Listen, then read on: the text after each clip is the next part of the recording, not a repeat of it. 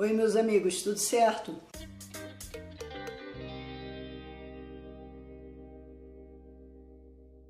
Sempre gostei muito de achar referências bíblicas, tanto em filmes, seriados, quadrinhos, livros, em qualquer ambiente que eu leia, que eu consuma, mesmo que esse ambiente não seja propriamente cristão. E hoje eu queria apresentar para vocês uma dessas referências. Algumas referências geralmente são encontradas, são bem explícitas, outras são um pouco mais subentendidas, mas é sempre muito interessante, muito gratificante para mim como cristão, achar essas referências bíblicas em várias obras diferentes. E hoje eu quero falar um pouquinho sobre fantasia, sobre a literatura fantástica, e comentar com vocês algumas referências do Gênesis em O Silmarillion, do Tolkien, que criou essa obra. Apesar de não ser uma obra propriamente cristã, o Tolkien era um cristão católico. E o Nárnia, as Crônicas de Nárnia, do C.S. Lewis, que também era um cristão, só que nesse caso protestante. E eu vou fazer um paralelo com a leitura de Gênesis da Bíblia na versão A Mensagem, que é na verdade uma paráfrase da Bíblia. Ela não é propriamente também uma tradução bíblica, mas sim uma paráfrase. E eu gostaria de começar por Lewis. Vou começar por Nárnia. E a criação de Nárnia, quando o leão Aslan, o grande leão que representa ali Jesus em Nárnia, ele cria Nárnia, ele diz assim, eu não vou ler todo o trecho para que o vídeo não fique muito longo. Mas o leão andava de um lado para o outro na terra nua, cantando uma nova canção. Era mais suave e ritmada do que a canção com a qual convocara as estrelas e o sol. Uma canção doce, sussurrante. À medida que caminhava e cantava, o vale ia ficando verde de capim. O capim se espalhava desde onde estava o leão como uma força e subia pelas encostas dos pequenos montes. Como uma onda, em poucos minutos deslizava pelas vertentes mais baixas das montanhas, distantes, suavizando cada vez mais aquele mundo novo. Podia-se ouvir a brisa encrespando a relva, e surgiam outras coisas além da relva, a mais alta encostas, iam ficando do escuras de urzes, manchas de um verde mais imenso apareciam num vale.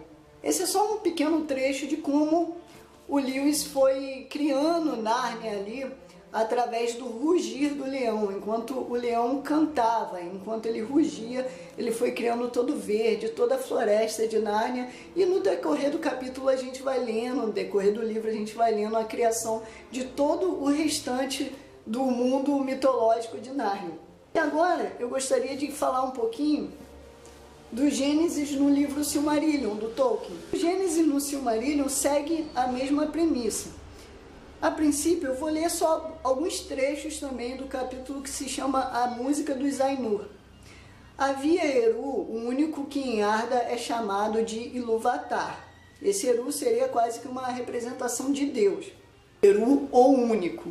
Disse-lhes então Ilúvatar, a partir do tema que lhes indiquei, desejo agora que criem juntos em harmonia uma música magnífica. E como eu inspirei com a chama imperecível, vocês vão demonstrar seus poderes ornamentando esse tema, cada um com seus próprios pensamentos e recursos.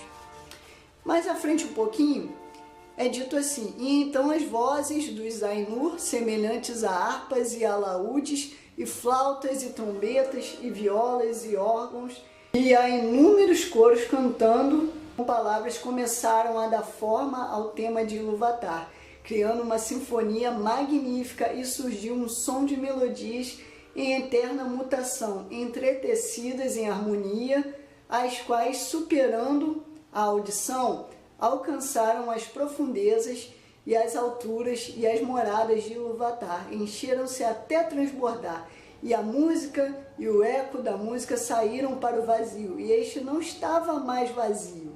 Nunca desde então os Ainur fizeram uma música como aquela, embora tenha sido dito que outra ainda mais majestosa será criada diante de Ilúvatar pelos coros dos Ainur, dos filhos de Ilúvatar. Eu vou parar por aqui porque senão realmente vai alongar muito o vídeo, mas eu aconselho grandemente que todos vocês possam ler tanto as Crônicas de Nárnia, que é um livro magnífico, onde a gente vai encontrar histórias maravilhosas e que do início ao fim do livro teremos inúmeras, infinitas, quase assim, referências bíblicas. E também o Silmarillion, que apesar de não ter sido propositalmente colocado ali pelo Tolkien, ele acaba sutilmente colocando muitas referências bíblicas também na sua mitologia. E o Silmarillion, para quem talvez não conheça, ele é na verdade o Gênesis, o início, quase um resumo de toda a mitologia que nós conhecemos como Senhor dos Anéis nos cinemas, como o Hobbit nos cinemas.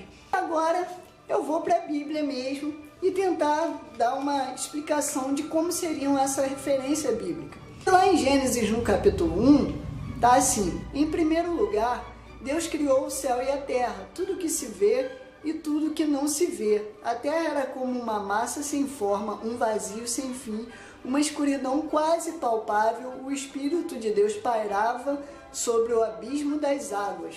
Deus disse: luz, e a luz apareceu. Deus viu que a luz era boa e separou a luz da escuridão. E chamou a luz dia e a escuridão chamou noite. Foi-se a tarde, foi-se a manhã, primeiro dia. E eu também não vou ler, infelizmente, o capítulo inteiro de Gênesis, o primeiro capítulo de Gênesis, porque senão vai alongar demais o vídeo. E eu queria dizer o seguinte, que tanto aqui em Gênesis dizia que a terra era sem forma e vazia, o mundo era sem forma e vazio. Também no Silmarillion foi dito que havia um vazio que a partir da música, que a partir daquele canto, daquela voz, daquelas palavras, deixou de ser vazio e nunca mais houve aquele vazio. E o interessante é que Deus ele também cria o nosso mundo, todo o nosso universo a partir da voz, a partir do canto, a partir da música, a partir da palavra. E Deus disse, assim como aqui foi cantado, foi falado, foi dito, assim como também em Nárnia foi falado, foi cantado e foi dito. Então essas são apenas algumas referências, se a gente for capítulo por capítulo de cada livro das Crônicas de Nárnia, que são vários, e capítulo por capítulo do Silmarillion, em relação a livros e capítulos da Bíblia, nós vamos encontrar diversas referências. E talvez eu pretendo mais para frente estar trazendo algumas outras. Deus abençoe vocês, ficam aí essas dicas de leitura, leiam a Bíblia, leiam Nárnia, leiam toda a mitologia de Tolkien, do Senhor dos Anéis, Crônicas de o Silmarillion, o Hobbit e tantos outros. Hoje mesmo, no dia em que eu estou gravando esse vídeo, eu não sei se vai ser o dia em que o vídeo vai ser postado, mas o dia em que eu estou gravando é o dia 30 de agosto.